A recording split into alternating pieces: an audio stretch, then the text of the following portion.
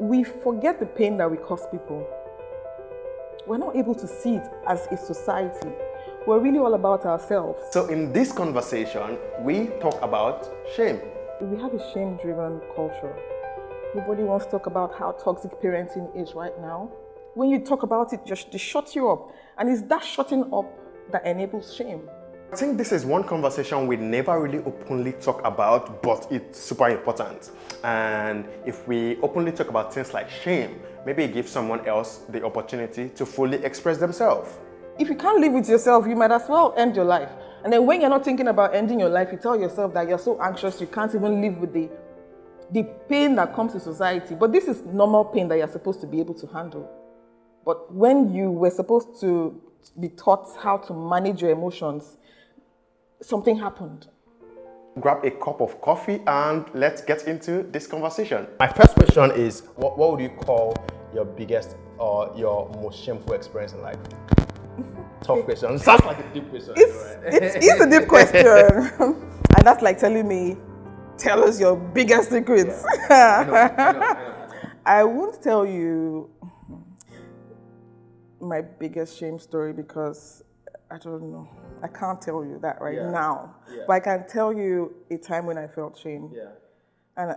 And I can say that I felt shame so many times that I relive shame like constantly every time in my head. Here I was, look at me, I can still feel it all over again. Here I was in school. I'm not supposed to do anything bad. And I didn't do anything bad. But then we were supposed to write an exam, my maths WAEC exam or so. I was ill. I had malaria. And then I was also, it was the time of the month for me. So I stained my skirt. I stood up. I was sick and I stained my skirt at the same time. And then I stood up and they took me to the dispensary. So this is where the story now comes in. I didn't know what everyone was saying about me. I didn't know they were saying I had done like an abortion or something. I didn't know the story. I started hearing rumors here and there. Everyone was looking at me. And I was FCS I was choir mistress in secondary school. The story got home. I even did a virginity test. And, it was a very shameful experience because I knew I was innocent. I didn't do anything, but I was so ridden in my shame that I couldn't even stand up for myself. I couldn't talk. I was frozen. I can still see that my house mistress's face right now. I forgive you, Sha, but we move. You understand? So, and she kept asking me, tell us, what happened? Who did it? Who did it? And, and this was before they sent me home and my mom said no, because my mom is a proprietress. She understands the school system and all of that. And she did the virginity test and went back to school to make sure, look, this was cleared. This is not who she is. But I had already been ridiculed. And I've lived through that shame for a very long time. Like, I've always second-guessed myself. And that's my first shame experience. That's my first shameful experience. I do want to ask how you handled the progression of shame and another question. But first, when you break down shame, what do you think when we break down shame? What are we going to find at the foundation? Is it insecurity? Is it people pleasing? What's the foundation when you break it down? It's low self-esteem. That's what it is. It's low self-esteem. So, did you have low self-esteem as a child? I can't tell you I had low self-esteem as a child because I didn't live through my childhood. I didn't even experience it. It was shame-based, remember? Yeah. So I never really paused to... It's now that I'm doing that pausing to say, oh, at this point this happened. Oh, at this point this happened. Oh, this was my fault, you understand? It's just like light bulbs going off right now. Now that light bulbs are going off, how are you overcoming that? How are you living above that? How are you becoming more self-aware and living with better self-esteem? It's a process, you understand? It's a process.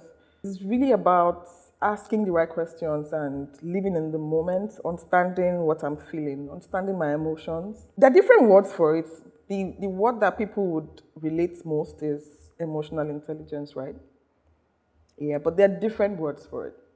So self-awareness, you become conscious, become aware of what's going on within you and outside also. Because when you're living a shame-based life, you're constantly only about what's happening inside of you. So you need to be able to pause and say, there's stuff also happening outside. So all the demons in my head, pause. Let's go outside and see what's going on. From your experience, what are things you've seen that we as a society that are important conversations, but we never actually have, that we are ashamed of having? Our culture. We have a shame-driven culture. It's not just us. That's the beautiful part of the thing, you understand? So it's not just us that have this toxic or shameful culture.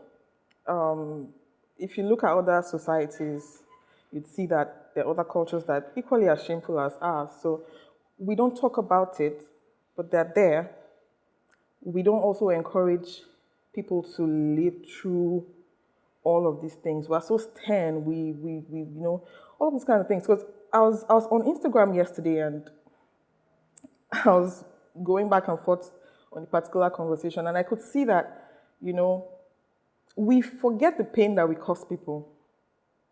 We're not able to see it as a society. We're really all about ourselves. So if you understand shame and you understand that we're a shame-driven society, you know that everyone thinks that it's really about them. Nobody wants to pause and see anyone else's perspective. We need to start to, create safe spaces for conversations, real conversations to happen. Nobody wants to talk about how toxic parenting is right now.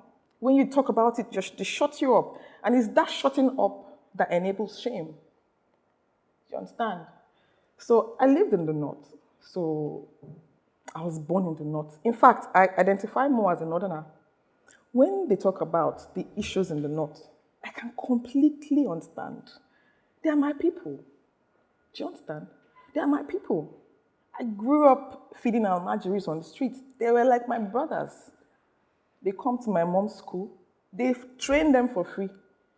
But guess what? These children we're talking about, they were thrown out there. It's like you give birth to a child and you throw your child out when the child is 3, 4, right? Mm-hmm. So we're talking about shame now.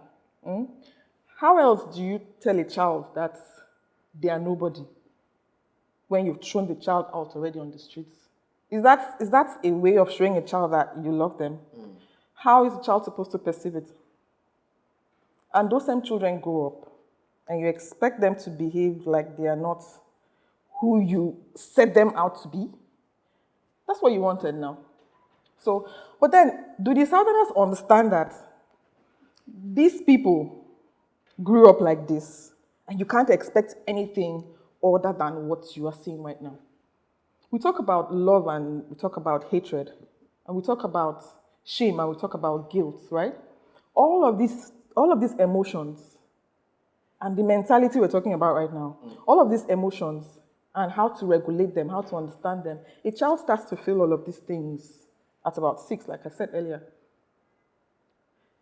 Parents are supposed to be there to help you understand your emotions, help you regulate your emotions, help you survive when you're out there. But you don't even have any parents. And the society doesn't understand that.